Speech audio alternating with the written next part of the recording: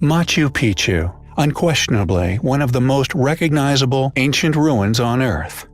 It is a place that is found high on countless astute explorers' bucket lists, and for good reason.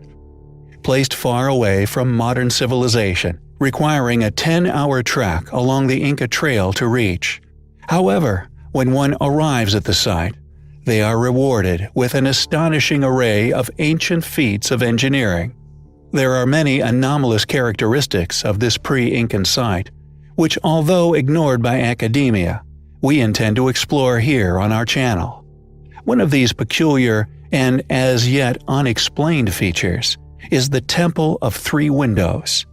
Located west of the main square, this sacred temple, formed with the use of gigantic megalithic blocks, is adorned with three still existing trapezoidal-shaped windows, aligned with the path of the sun, allowing its rays to pass through them at differing times of the day, brightly illuminating the sacred plaza beyond. It is one of the many inexplicable features of Machu Picchu, and indeed pre-Incan Peru, which laughs in the face of currently attested academic theory and its attempts to explain how such sites were initially built. Most funded archaeologists claim Machu Picchu was constructed as an estate for an Incan emperor known as Pachacuti between 1438 to 1472. However, we disagree with this claim due to the exquisite nature of the site's construction, the clearly advanced levels of architecture, specifically but not exclusively pertaining to its complex irrigation, sanitation, and drainage systems, and indeed the precision displayed with the use of such enormous multi-ton stones. These ancient megaliths were not only somehow carried to the tops of these mountaintop fortresses, but as the Temple of the Three Windows clearly displays, masterfully cut to form the windows, accomplishing such a refined finish to their surfaces that to claim they were chiseled out using primitive tools we find not to be a viable or indeed logical conjecture. It is clear to us that whoever created this remarkable temple had at their disposal not only advanced highly capable transport systems, but stone-cutting tools far out of the reach of the academically claimed constructors. Furthermore, present upon the stones of the Temple of Three Windows, also visible throughout ancient Peru, are enigmatic marks left by a tool that we, the public, are yet to be informed of. Intriguingly, these marks are not only visible upon the stones within Peru, but are also in abundance at the ancient quarry within Aswan. We have in the past covered the pink granite columns found within the ancient temples of Baalbek, transported from the same quarry to Baalbek, a distance of over 1,000 miles. These columns, we hypothesize, link the temple to the ancient pyramids, and these enigmatic stone-cut marks, present at Machu Picchu, we assert, connect all three. We believe that as more detailed alternative research is undertaken upon these sites, the connections between them, or more specifically, the true creators of said sites, will become apparent as the same. Both religious and evolution theories, in their current forms, stifle this truth by their very nature. Yet, thankfully, as more and more curious individuals relinquish themselves of the rigid and conformist chains of ideologies in favor of a pursuit of the truths of our Earth, the reality of history will inevitably be unraveled. Who built the Temple of Three Windows? How did they construct such an astonishing site built with such aligned precision with such enormous stones? It is undoubtedly highly compelling. We have in the past covered countless ancient anomalies found amongst the many ruins of ancient Peru. Hillside fortresses, mountaintop sanctuaries, completely self-sustaining, technologically advanced group, whose ruins still contain countless as yet unexplained methods of construction, and often incorporating inexplicably large megalithic blocks, once quarried, carved, transported, and then somehow, seemingly effortlessly placed atop one another. Masters of architecture, irrigation, stonework, and horticulture, This group, although claimed to have been that of our far less capable recent ancestors, the Incas, built self-sustaining, earthquake-proof settlements high among the clouds.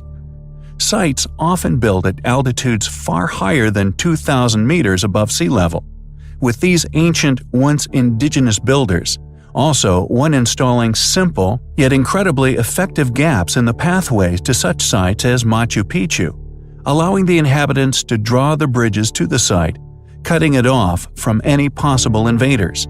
Once these bridges were removed, sites such as Machu Picchu became virtually impenetrable. We have previously covered many incredible Peruvian ruins. The Intihuatán, for example, is yet another relic we recently covered here on the channel. It is yet another example of this now-lost civilization's past knowledge and extraordinary now-lost capabilities. A solar clock, precisely bored into being directly out of the bedrock of Earth, which precisely indicates the solstices. We discussed how certain characteristics of many ancient sites, most notably the apparent Mayans masonry, Incan, and Neolithic sites, such as the Stonehenge within the UK, all display a past obsession with solar precisions. Furthermore, the constructors of these sites all displayed an uncanny urge in particular, and undoubtedly most prominently at the site of Machu Picchu, to undergo a mammoth undertaking, to create what now appears to have merely been a quirk of engineering, entwined within the architectural planning of Machu Picchu itself. It is often perceived as overkill. So much polygonal masonry is present virtually everywhere it could be laid.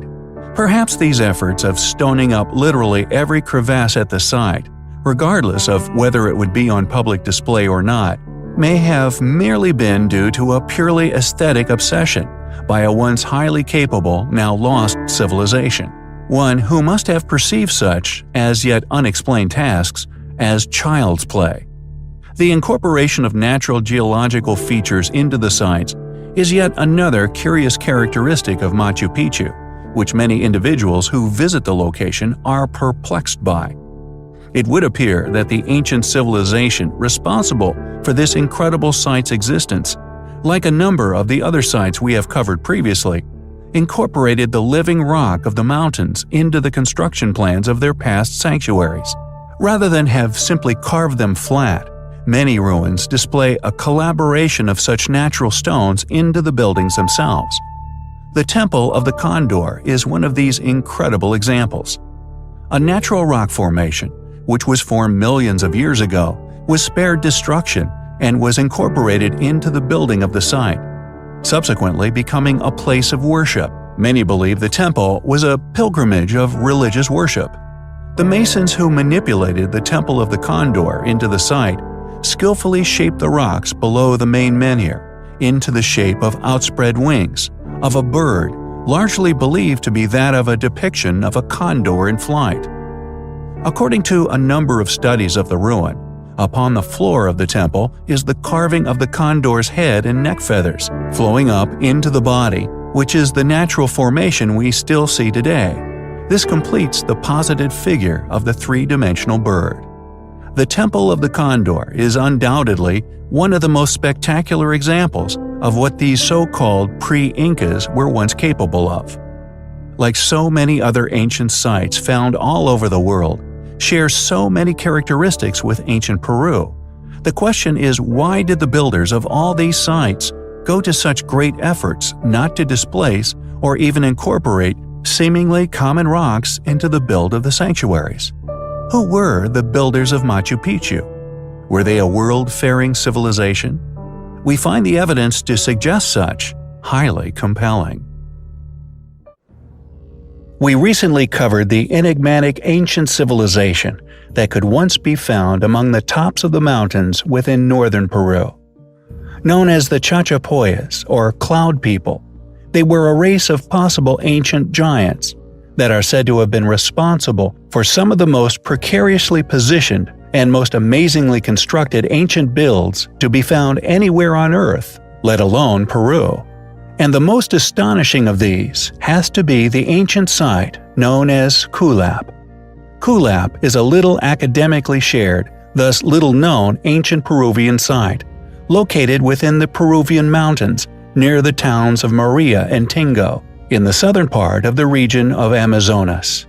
According to particularly funded parties, it was built by the Chachapoyas culture a mere 1400 years ago, on a ridge overlooking the Utcubamba Valley.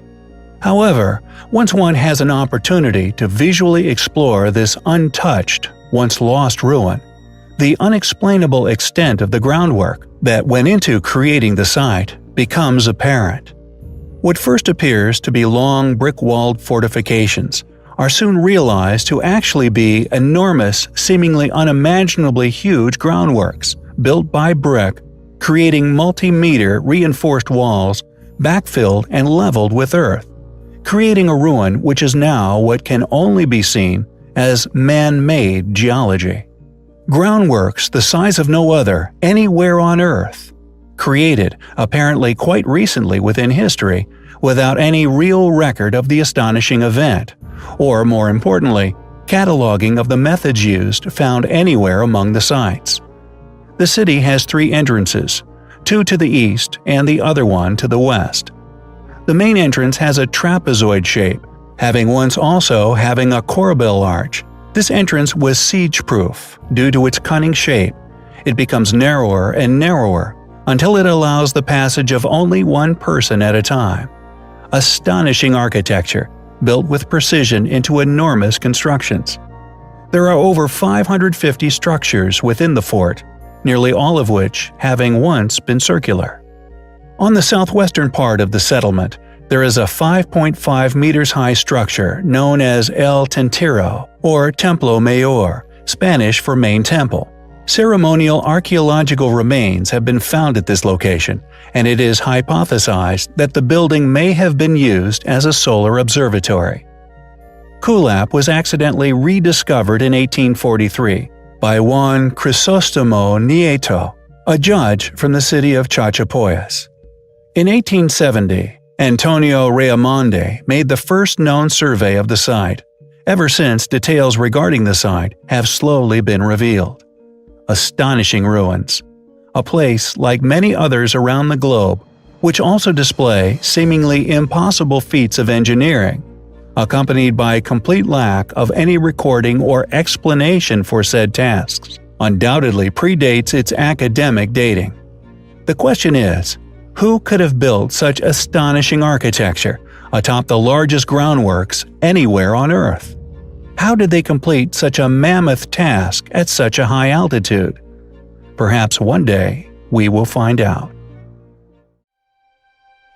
Although many academic bodies and the individuals funded by said institutions are only allowed to attribute ancient ruins to known heavily researched past civilizations, there exist many features within these sites found all over the world which tell a very different story.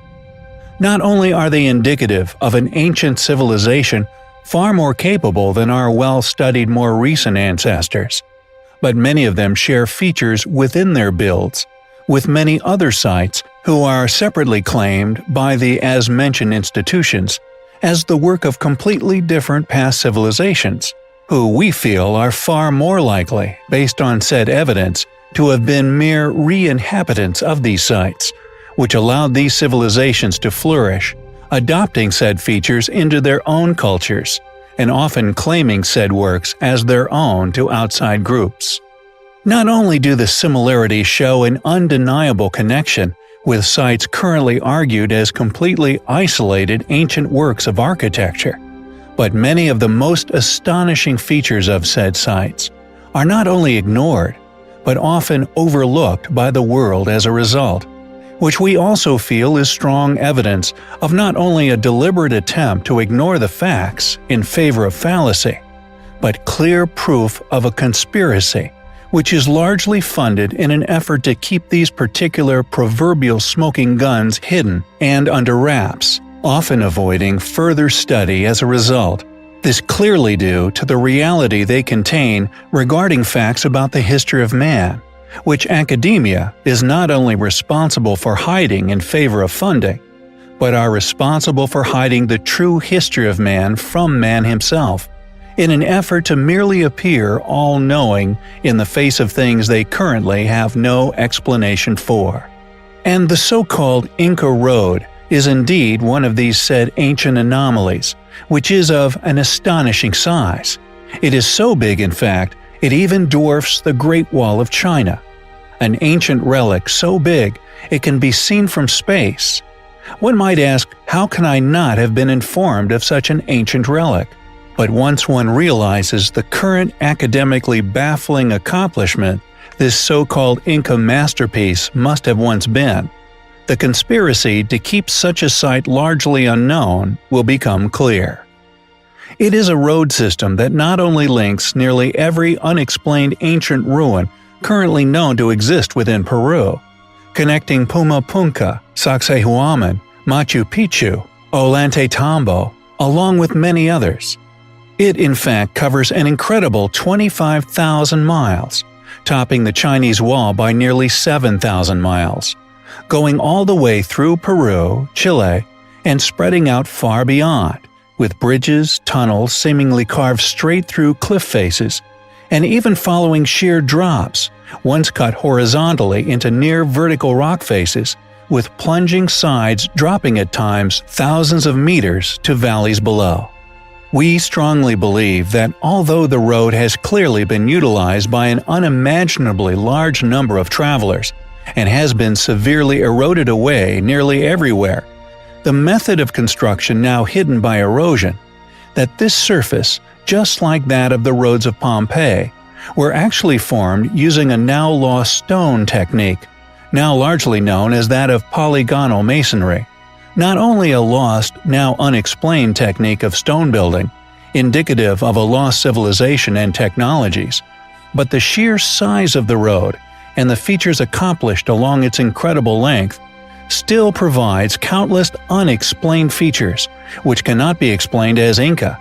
Yet not only is it and its features academically ignored, but we feel the proposition of it being an Inca relic, just like all the ancient sites we have already covered in which it connects, are far too advanced to be claimed as Incan.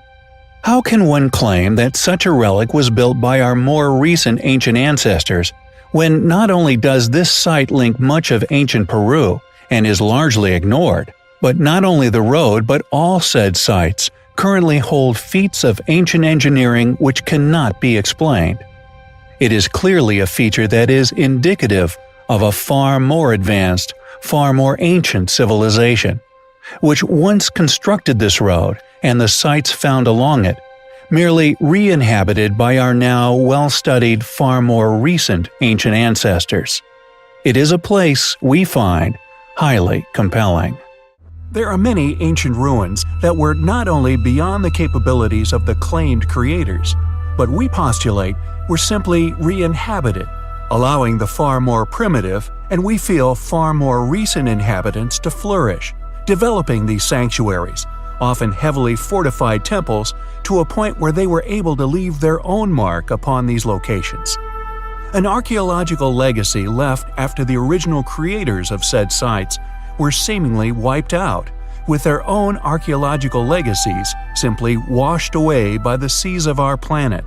These remnants have allowed academia to simply disregard the feat of engineering such incredibly large sites would have required, pinning such efforts to a more suitable candidate. After researching many such sites, backed up by the megalithic accomplishments that they still possess, one will begin to notice a pattern, an illogical and contradictory history for these groups, often invaded by a similarly capable and heavily studied group. The question is, why were a group who were apparently capable of building such a site so easily dominated by another which existed at the same era of history? One would have imagined that if they were indeed the builders of said sites, that they would have also been able to have created substantial defense systems. Yet these are invariably absent from nearly all of these sites, with just the weather-resistant megaliths, and indeed the condition of the sites most probably very similar to how they are found today. And Chan Chan is no exception. Believed to have been constructed around 850 AD, based on archaeological finds, subsequently claimed as having been constructed by the Chimu. Although this explanation for the enormous site is conveniently absent any explanation as to how this society achieved such incredible feats of ancient engineering. It became the Timur Empire's capital city, with an estimated population of 40 to 60,000 people when invaded by the Inca. After the Inca captured the Chimu around 1470 AD, Chan Chan was abandoned and by 1535 AD again became a ruin of history. Surviving into modern day and beyond, while no longer a teeming capital city, Chan Chan was still well known for its great riches and was consequently looted by the Spanish treasure hunters. With an indication of the creator's wealth seen in a 16th century list of items looted from a burial tomb, a treasure equivalent to 80,000 pesos of gold was recovered, nearly $5 million in gold. Incredibly intricate stone-cut engravings rest alongside massive fortified walls, and there is most likely many other tombs in the site, which not only predate this later re-inhabitation, but are probably also filled to the rafters with gold, an expression of these original creators' power, and again contradictory to the Chimu's claim to such a site. Furthermore, Chan Chan is in a particularly arid section of the coastal desert of northern Peru, and due to the lack of rain in this area, the major source of non-salted water was in the form of rivers carrying surface runoff from the Andes. This runoff allowed for the control of land and water through irrigation systems. The city of Chan Chan spanned 20 square kilometers and had a dense urban center of 6 square kilometers. This contained extravagant ciudadelas being the large architectural masterpieces which house plazas, storerooms, and burial platforms for the royals. Who were the original builders of Chan Chan? Were they, like we postulate, wiped out during a disaster? We find the evidence to suggest such highly compelling.